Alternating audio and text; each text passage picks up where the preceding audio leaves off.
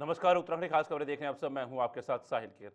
उत्तराखंड के बहुचर्चित जिला पंचायत अध्यक्ष चुनाव और अपहरण प्रकरण की सुनवाई सोमवार को उत्तराखंड उच्च न्यायालय नैनीताल में हुई, लेकिन कोर्ट की खंडपीठ ने फिलहाल कोई निर्णय नहीं सुनाया। अब इस मामले की अगली सुनवाई मंगलवार 19 अगस्त को होगी। मामले की सुनवाई मुख्य न्यायाधीश जी नरेंद्र और न्यायमूर्ति आलोक मेहरा की खंडपीठ कर रही है।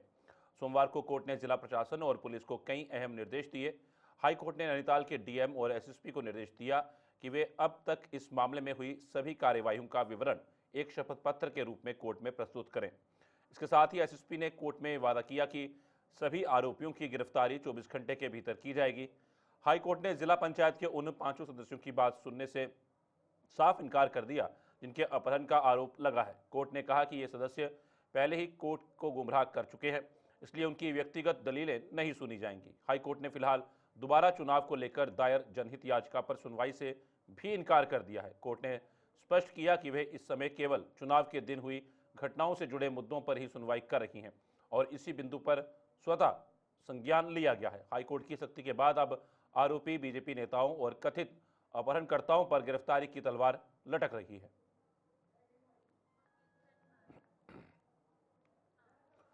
उत्तराखंड में जल्द ही सिख, ईसाई, जैन, बौद्ध और पारसी समुदाय भी मुस्लिम समुदाय की तरह अपने लिए अल्पसंख्यक शैक्षिक संस्थान खोल सकेंगे। इसके लिए धामी सरकार ने राज्य अल्पसंख्यक शिक्षा प्राधिकरण के गठन का निर्णय लिया है। इसके लिए रविवार को मुख्यमंत्री पुष्कर सिंह धामी की अध्यक्षता में सचिवालय में हुई कैबिनेट बैठक में उत्तराखंड अल्पसंख्यक शैक्षिक संस्थान विधेयक 2025 के प्रस्ताव को मंजूरी दे दी गई है। यह विधेयक 19 अगस्त से गैरसैंण में होने वाले विधानसभा के मानसून सत्र में पेश किया जाएगा। यहां से मंजूर होकर अधिनियम बनने के बाद उत्तराखंड इस तरह का अधिनियम बनाने वाला देश का पहला राज्य बन जाएगा। भाजपा प्रदेश संगठन ने भी मुख्यमंत्री के इस निर्णय की सराहना की है और उनका मानना है कि अब इस निर्णय के बाद सभी अल्पसंख्यक अपने शिक्षण संस्थानों को खोल सकेंगे और सरकारी योजनाओं का लाभ भी ले पाएंगे। देखिए, अल्पसंख्यक वर्ग के साथ हमारी सरकार जो है मजबूती के साथ खड़ी है और सभी वर्गों का जो है मजबूती से ध्यान रखा जा रहा है, उनके लिए कार्य किए जा रहे हैं। इसी दिशा में माननीय मुख्यमंत्री जी ने और हमारी कैबिनेट जो फैसला किया है, एक विधेयक को पेश किया जा रहा है जिसमें अल्पसंख्यक शिक्षा प्राधिकरण बोर्ड का गठन होगा और उसके माध्यम से फिर सभी जितने भी बौद्ध, पारसी, हमारे सिख समाज हो गया, हमारे जो बाकी जैन समाज हो गया, ये सभी लोग जो हैं अपने शिक्षण संस्थान खोल सकेंगे। तो ये बहुत अच्छी पहल है और मैं माननीय मुख्यमंत्री जी को इस पहल के लिए शुभकामनाएँ देती हूँ। इसका बहुत बहुतायत मात्रा में सभी लोगों को फ़ायदा मिलेगा, तो ये एक बहुत अच्छी पहल है।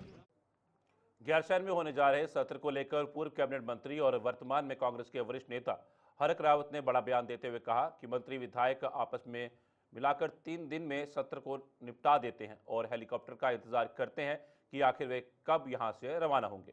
हरक सिंह के बयान पर भाजपा विधायक भरत चौधरी ने कहा, हरक सिंह रावत उत्तराखंड की राजनीति के एक नागीना है। भरत चौधरी ने कहा कि हरक सिंह रावत का इतिहास पूरा उत्तराखंड ही जानता जनता जानती है। वे सब कुछ कहते हैं और रात को क्या कहते हैं। भाजपा विधायक ने तंज कसते हुए कहा कि हरक सिंह रावत इतनी तेजी से भागते हैं कि भागते भागते वे खुद इतनी दूर निकल गए जहां से वापसी का कोई रास्ता अब उनको मिल नहीं रहा। इस दौरान उन्होंने पूर्व मुख्यमंत्री हरीश रावत पर भी जमकर निशाना साधा। पूर्व मुख्यमंत्री को लेकर उनका क्या कहना था, आइए देखिए। जहाँ तक हरक सिंह जी का प्रश्न है, तो वो उत्तराखंड की राजनीति के एक नगीने हैं। एक रात में वो कुछ कहते हैं, दूसरी सुबह वो कुछ कहते हैं। क्या उनका इतिहास रहा, सारा उत्तराखंड जानता है। और इतनी तेजी से वो भागते हैं कि भागते भागते वो खुद इतनी दूर निकल गए जहाँ से वापसी का कोई रास्ता अब उनको मिल नहीं रहा है। माननीय हरीश रावत जी का जहाँ तक प्रश्न है, जिस तरह से वो गंगा जमुनी तहजीब की पैरोकारी करते हैं, मुझे बड़ा ताज्जुब होता है। इतने बुजुर्ग राजनीतिज्ञ हैं, कभी उनके मुंह से सनातन संस्कृति के पक्ष में एक शब्द सुनने को नहीं मिला। और किस तरह से जब उन्होंने मुस्लिम यूनिवर्सिटी की पैरोकारी की थी, तो उसका कितना खामियाजा उनको और उनकी पार्टी को भुगतना पड़ा, उससे भी शायद वो कोई सबक लेना नहीं चाहते हैं। और मदरसों की जो शिक्षा है, शिक्षा से किसी को ऐतराज नहीं है, शिक्षा से किसी को परहेज नहीं है, लेकिन जिस तरह की शिक्षा वहाँ पर दी जा रही है, आज देश ही नहीं पूरी दुनिया में जिस तरह से जिहाद की बात होती है, जिस तरह से आतंकवाद की बात होती है, और जिस तरह से गजवाए हिंद की बात वहाँ पे पढ़ाई जाती है, तो वो उनको शायद कभी दिखाई नहीं देती है। उत्तराखंड में आपदा से निपटने को लेकर सरकार द्वारा की गई तैयारियों को लेकर प्रदेश कांग्रेस ने राज्य सरकार पर सवाल उठाए हैं। कांग्रेस का आरोप है कि सरकार ने आपदा से निपटने के लिए विशेष तैयारी नहीं की, जिसका खामियाजा राज्य के लोगों को भुगतना पड़ रहा है। वहीं कांग्रेस के इस वार पर भाजपा ने पलटवार किया है। भाजपा के प्रदेश महामंत्री आदित्य कोठारी ने कांग्रेस के इन आरोपों को बेबुनियाद बताया है। उन्होंने कहा कि एसटीआरएफ जगह जगह प्रत्येक जिले में तैनात है। जिला स्तर पर जो फोर्स है, इसके साथ साथ केंद्र की एनडीआरएफ भी मदद के लिए तैनात है। उन्होंने कहा कि दैवीय आपदा को रोका तो नहीं जा सकता, लेकिन आपदा के कारण जो नुकसान होता है, उस नुकसान को कम करने के लिए प्रयास राज्य सरकार द्वारा लगातार किए जा रहे हैं। देखिए, हमारा जो उत्तराखंड है, यहाँ के जो पर्वतीय क्षेत्र हैं, ये कमज़ोर पहाड़ हैं और इस साल विगत वर्षों की भांति विगत वर्षों से अधिक बारिश जो है इस वर्ष हो रही है। कई वर्षों के रिकॉर्ड वर्षा ने तोड़े हैं, तो इसके आधार पर कई जगह लैंडस्लाइडिंग हो रही है, नदियों का जल स्तर बहुत बढ़ गया है। जो छोटे छोटे गाढ़ गड्ढे थे वो भी बड़ा भयानक रूप इस समय लिए हुए हैं, और इसके कारण पिथौरागढ़ हो, अल्मोड़ा, चमोली, रुद्रप्रयाग, टिहरी, उत्तरकाशी, देहरादून, सभी जगह लगभग जो है दैवीय आपदाएं आ रही हैं। और इस दैवीय आपदाओं को न्यून से न्यून हो सके, इससे नुकसान कम से कम नुकसान हो सके, इसके लिए राज्य सरकार लगातार मुस्तैद है।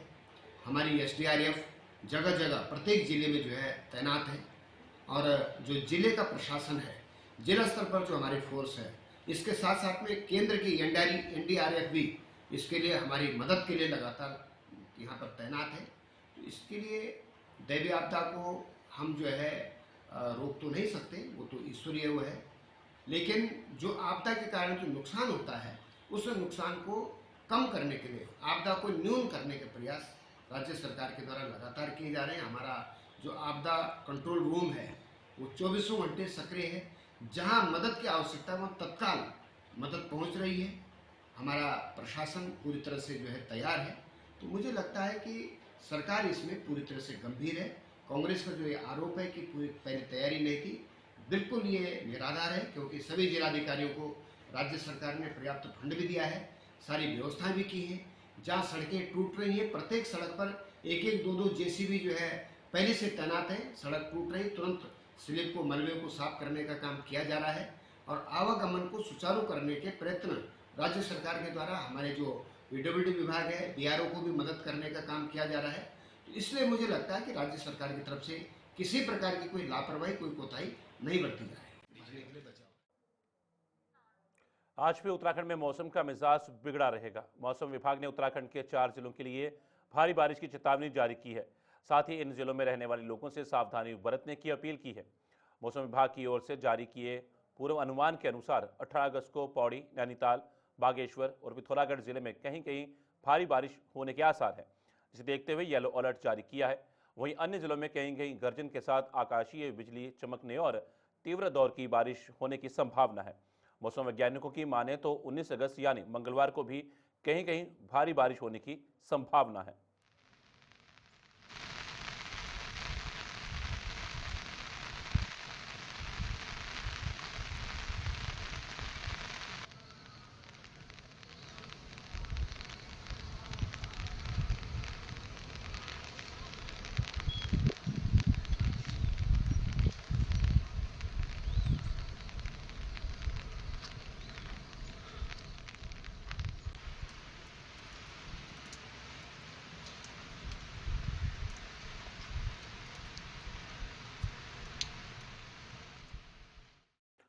उत्तराखंड की राजधानी देहरादून में लगातार हो रही बारिश से जनजीवन काफी हद तक प्रभावित हुआ है।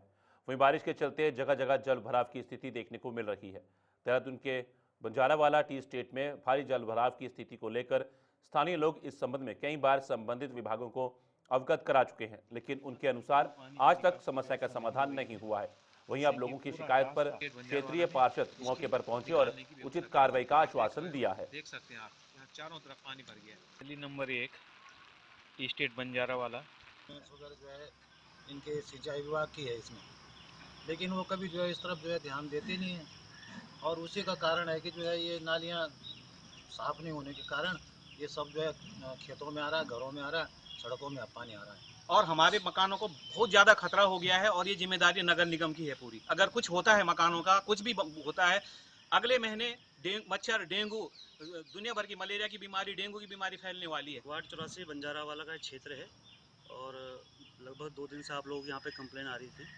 आज हम मौके पर आए हैं, देख रहे हैं काफ़ी पानी का यहाँ पे जल भराव है। और जहाँ तक आप लोगों से संज्ञान से है तो ये ऊपर जो मधुर बिहार का जो इलाका है वहाँ का पानी इधर छोड़ा गया है बिना निकासी के। जो आपने मुझे बताया है और मैं देख रहा हूँ तो स्थिति यही उत्पन्न हो रही है कि ऊपर का जो पानी है वो नीचे की साइड छोड़ा गया है और यहाँ पे कोई निकासी का कोई भी यहाँ पे कोई निकासी का तरीका नहीं है। फिलहाल हम तो कोशिश करेंगे, अभी हमारे पास संज्ञान में पहली बार आया है ये, तो हम कोशिश करेंगे इस पानी को निकाले किसी तरीके यहाँ से।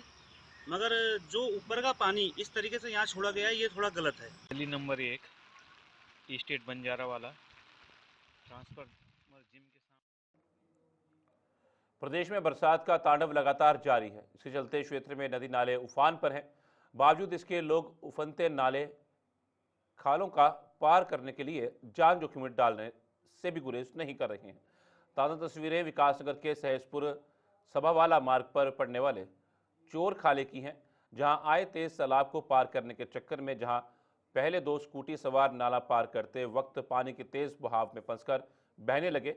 गनीमत यह रही कि मौके पर मौजूद लोगों ने अपनी जान जोखिम में डालकर दोनों को बमुश्किल बचाया, लेकिन उनकी स्कूटी खाले में बह गई। दूसरी तस्वीर भी इसी खाले की है, जहां पहली घटना के बाद एक कार चालक भी जल्दबाजी के चक्कर में खाले के बीच पहुंचकर पानी के तेज बहाव में कार से नियंत्रण खो बैठा और कार रपटे पर बहकर पलट गई। हालांकि इस हादसे में भी वक्त रहते कार चालक को सकुशल निकालकर बाद में कार को भी निकाल लिया गया। इसकी तस्वीरें सोशल मीडिया पर वायरल हो रही हैं।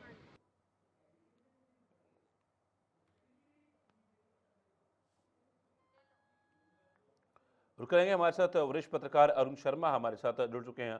अरुण, जिस तरह से साफ तस्वीरें सब कुछ वहां पर बयां कर रही हैं और प्रशासन ने भी एडवाइजरी जारी की है, तब भी लोग जान जोखिम में डालने को मजबूर क्यों हो रहे हैं?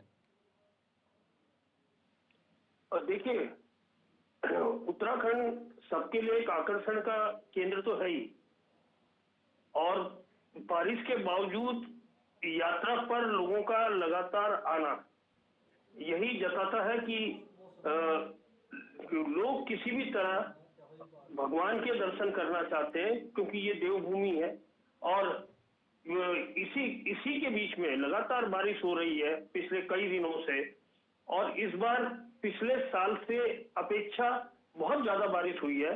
उसके बावजूद बद्रीनाथ जैसी जगह में 2400 लोगों का पहुंचना एक अपने आप में बड़ी बात है। उसके बावजूद भी रास्ता कई जगह बंद होता है, फिर वो वहां जो लोग लगे होते हैं, मशीनें लगी होती हैं, वो रास्ते को खोलती हैं, फिर निकल जाते हैं। कई कई घंटे लोगों को जाम में फंसना पड़ता है।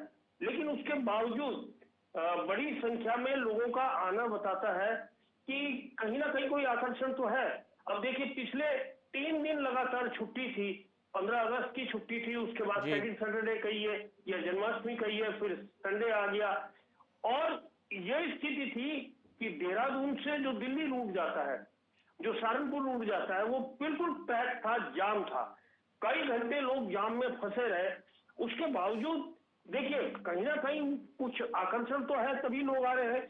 वरना उत्तराखंड, हिमाचल और हम खासकर जम्मू कश्मीर की इससे हम बात करें, ये तीनों जो उत्तर भारत के पहाड़ी राज्य हैं, तीनों इस टाइम आपदा का संकट झेल रहे हैं।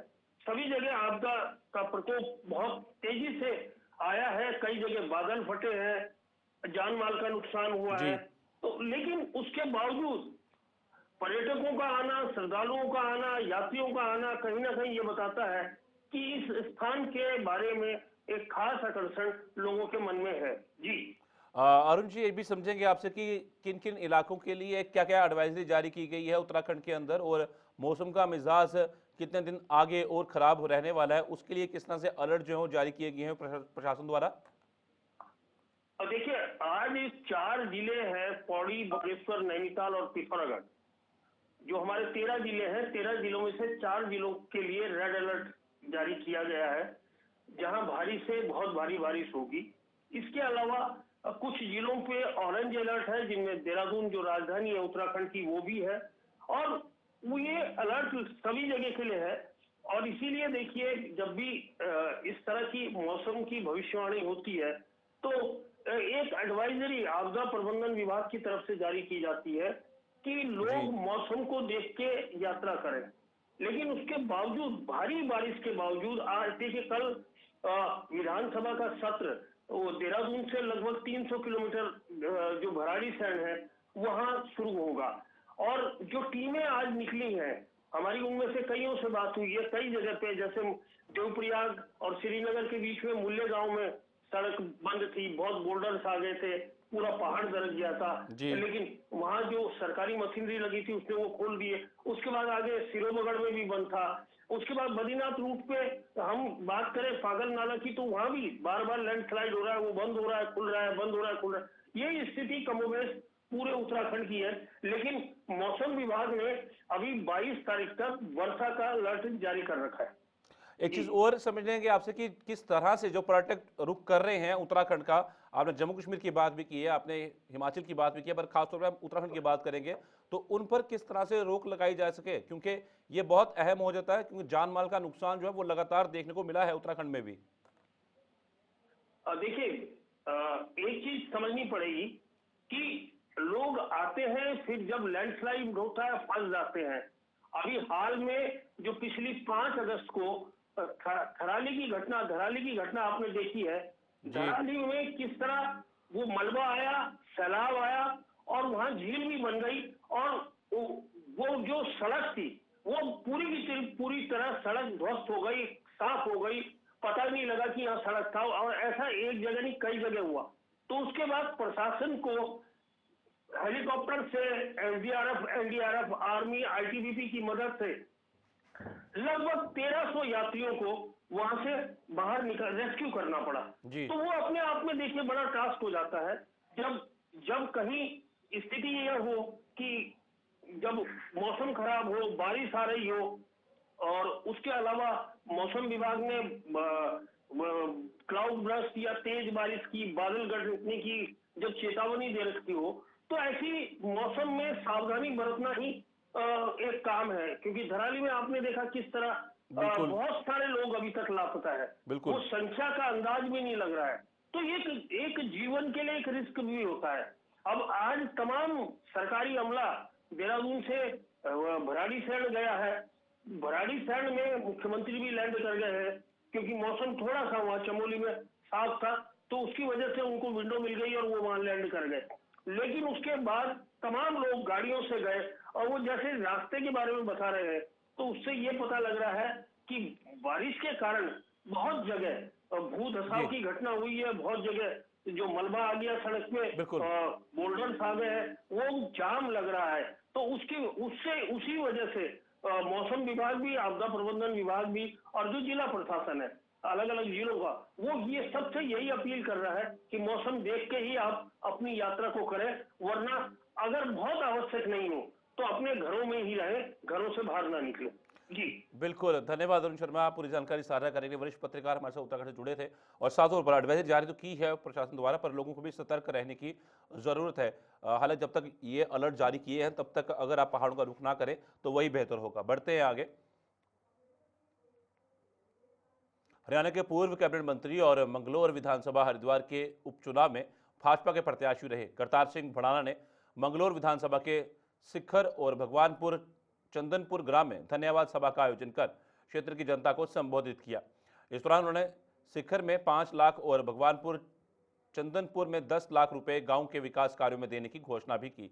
मंगलौर विधानसभा उपचुनाव के भाजपा प्रत्याशी रहे करतार सिंह भड़ाना ने कहा कि मंगलौर विधानसभा उपचुनाव में क्षेत्रीय जनता ने उन्हें अपना बहुमूल्य वोट और स्नेह दिया है, जिसके लिए वह जीवन भर क्षेत्रीय जनता के कर्जदार रहेंगे। उन्होंने कहा कि चुनाव के दौरान उन्होंने वादा किया था कि वे जीते हुए विधायक से ज़्यादा काम करेंगे, जिसको पूरा करने के लिए वे लगातार जनता के बीच में पहुंच रहे हैं और जनता का उन्हें भरपूर प्यार भी मिल रहा है। भड़ाना ने कहा कि वे मौजूदा विधायक से ज़्यादा विकास कार्य कराने के लिए सक्षम हैं। उन्होंने कहा कि इन 2.5 सालों में वे बिना किसी पद के मंगलौर की जनता की सेवा करते रहेंगे और अगर पार्टी ने 2027 में उन पर भरोसा जताया तो वे निश्चित रूप से इस बार मंगलौर की सीट भाजपा की झोली में डालने का काम करेंगे। देखिए, ऐसा है, मेरी सरकार है, मेरी सरकार रहेगी और मैं अब भी तुम्हारा हूँ, जनता के बीच में हूँ और जब तक जीता हूँ, क्योंकि मरना जीना अपने हाथ में नहीं है। जब तक मैं यहाँ पे हूँ, जिस धरती पे हूँ, जब तक मैं इनका हूँ, इनके लिए काम करता रहूँगा और हमेशा इनके बीच में आता रहूँगा। जो वादा किया वही पूरा करने के लिए मैं घूम रहा हूँ। मेरी तरफ से तो तैयारी है, क्योंकि मैंने रहना यहीं है और मैंने कहीं जाना नहीं है। बाकी पार्टी की मर्जी है, हो सकता है वो बिगर विधायक के मुझसे कोई काम कराना चाहे तो वो अलग बात है। मैं अगर यहाँ से मेरी जिम्मेवारी लगी तो लंढौरा से सीधा मंगलौर जाएगा रास्ता। पचवादून क्षेत्र की बेहद महत्वपूर्ण शक्ति नहर, जो कि विद्युत उत्पादन के मामले में UGVNL की रीढ़ है, कि घटिया निर्माण मरम्मत कार्य के चलते नहर के बार बार क्षतिग्रस्त होने को लेकर जन संघर्ष मोर्चा टीम ने मोर्चा के अध्यक्ष रघुनाथ सिंह नेगी के नेतृत्व में कई जगह से क्षतिग्रस्त हो चुकी शक्ति नहर को देखकर अधिकारियों एवं ठेकेदारों के प्रति नाराजगी जताई। नेगी ने कहा कि एक बार फिर बरसात में नहर का एक बड़ा हिस्सा क्षतिग्रस्त हो गया है। 1-1.5 वर्ष पूर्व इसकी मरम्मत पर लाखों करोड़ रुपए खर्च किए गए थे, लेकिन कुछ ही समय में पैनल दोबारा टूटकर नहर में समा गए। ये घटना न केवल उत्तराखंड जल विद्युत निगम की कार्यप्रणाली पर गंभीर सवाल खड़े करती है, बल्कि इसमें प्रशासनिक लापरवाही और भ्रष्टाचार की ओर भी साफ इशारा करती है।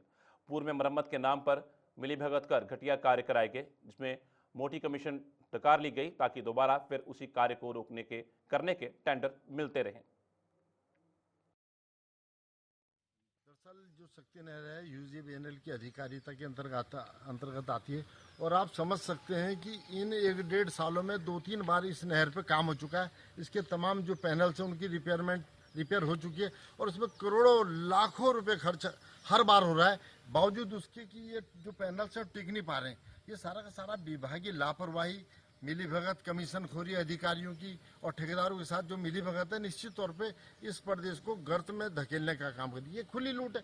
20-30% पैसा भी धरातल पे नहीं लग सकता है और अधिकारी न जाने क्या जो उच्चाधिकारी हैं वो मदहोश बैठे हैं, उनको अपनी कमीशन से मतलब ये नहीं देख रहे कि इतना बड़ा नुकसान हो रहा है।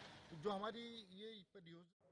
हरिद्वार वन विभाग के दफ्तर में इस समय हड़कंप मच गया जब दफ्तर में एक हाथी घुस आया। हाथी के दफ्तर में घुसते ही सभी कर्मचारी इधर उधर भागते हुए नजर आए। लोगों ने हाथी का वीडियो बनाकर सोशल मीडिया पर वायरल कर दिया, जिससे मामला सुर्खियों में आ गया। मिली जानकारी के मुताबिक बीते 2-3 दिनों से ये हाथी लगातार वन विभाग दफ्तर में दस्तक दे रहा है। स्थानीय लोगों का कहना है कि आसपास के इलाकों में पहले भी कई बार हाथी दिखाई दे चुके हैं। वन विभाग अब हाथी की गतिविधियों पर नजर रखने और उसे जंगल की ओर खदेड़ने की रणनीति बना रहा है।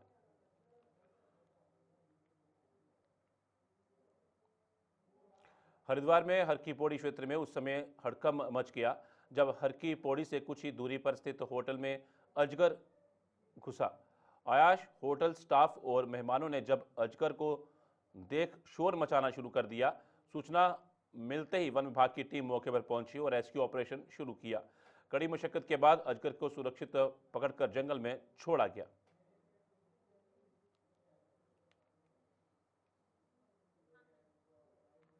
हरिद्वार के नगर कोतवाली क्षेत्र के देवपुरा चौराहे के पास चलते चलते कार में अचानक भीषण आग लग गई। आग लगते ही मौके पर हड़कंप मच गया। स्थानीय लोगों ने तुरंत फायर स्टेशन को इसकी सूचना दी। सूचना मिलते ही दमकल विभाग की टीम मौके पर पहुंची और समय रहते जलती कार को बचा लिया। गनीमत रही कि हादसे में किसी भी व्यक्ति को कोई चोट नहीं आई, सिर्फ कार इस घटना में क्षतिग्रस्त हो गई।